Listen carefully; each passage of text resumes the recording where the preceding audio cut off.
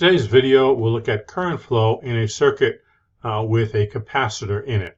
So we'll look at a simple circuit here with a voltage source and a capacitor. The voltage source we'll initially consider as only the positive half cycle. What happens when the positive half cycle of voltage gets applied to a capacitor?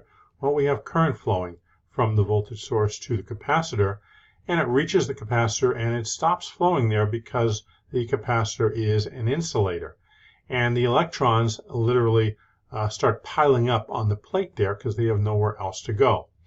And that process continues until the negative half cycle of the voltage occurs. And what will happen at that point is the electrons will come off of that plate and start flowing in the opposite direction and flow around the circuit until it reaches the other plate. So every time we have a cycle of the waveform, the current flow initially creates electron piling up on one plate, and then it reverses the flow and it piles up on the other plate.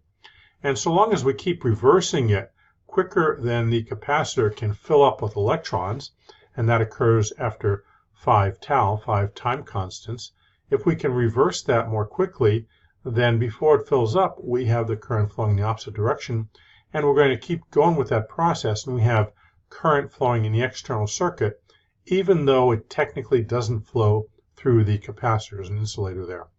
So how much current depends upon how quickly we keep reversing that current flow, and also depends upon how big the capacitor is. How many electrons can we fit on the plates of the capacitor? So we can characterize that by using a term called the reactance. The reactance is simply the opposition to current flow. We'll abbreviate that with an uppercase X, and we'll put a subscript C there to indicate its capacitive reactance. Reactance is measured in ohms.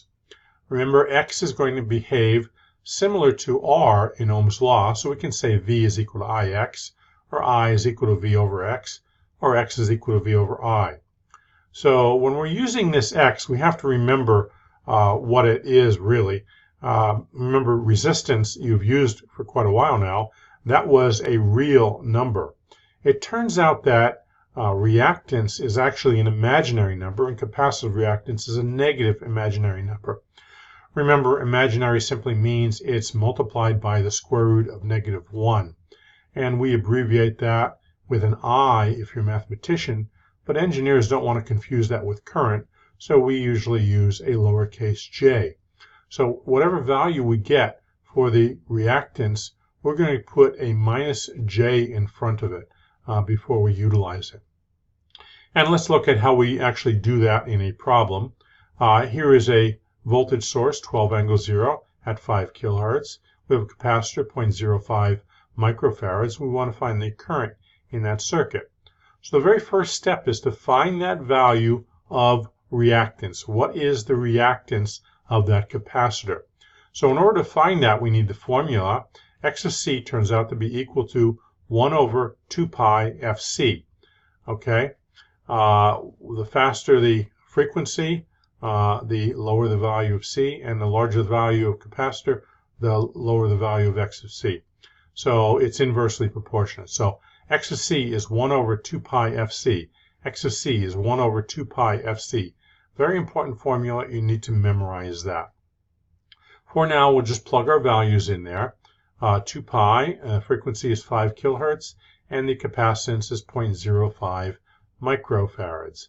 Now, when we do the arithmetic, you'll get a value of X of C of 637. 637. So we're going to put that aside. See, I jotted that down in the lower left. And I'm going to use that now in order to find the current. And in order to find the current, I use Ohm's law. I is equal to V over X. The voltage is given at 12 angle 0.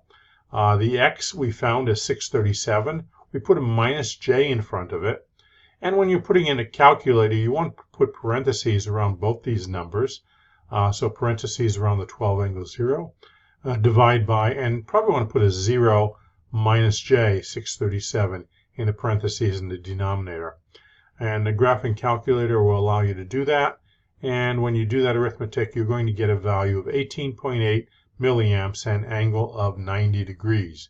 18.8 milliamps, angle 90 degrees.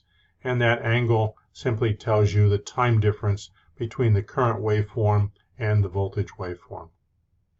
So notice that that angle is 90 degrees. Generally, that's going to be true in a circuit with only capacitors in it. If your circuit only has capacitors, your current should come out to 90 degrees, and that assumes that your voltage is at angle 0, which is the usual case. It's very unusual to have a voltage other than 0 degrees. So if you're not getting 90 degrees for your angle for the current, there's a good chance you may have made a mistake. So keep that in mind. Let's look at another example. Same circuit, just slightly different values, a different voltage, frequency. Capacitors, a different value. Remember, the very first thing we do is to find X of C. Remember that formula? X of C is equal to 1 over 2 pi FC. All right, now we're going to plug our values in. 1 over 2 pi, 10 kilohertz, and 0.5 microfarads. And your X of C turns out to be 31.8. 31.8. So we're going to put that aside, and we're going to use that together with Ohm's law. I is equal to V over X. So I is equal to 5 angle 0 divided by 0 minus J, 31.8. I don't write the 0, but you may want to enter that in your calculator. Depending upon the make of the calculator, you may confuse it if you don't put that in. If you do the arithmetic, you're going to get a current of 157 milliamps, angle 90. Notice the angle is 90 degrees, so that gives us some confidence that we probably did it correctly because there are only capacitors in the circuit. So current 157 milliamps, angle 90. So that's how you figure out the current in a circuit with only capacitors. Stay tuned for other videos that will show you how to work with other components or mixing components. Enjoy Mark's Tech Talk.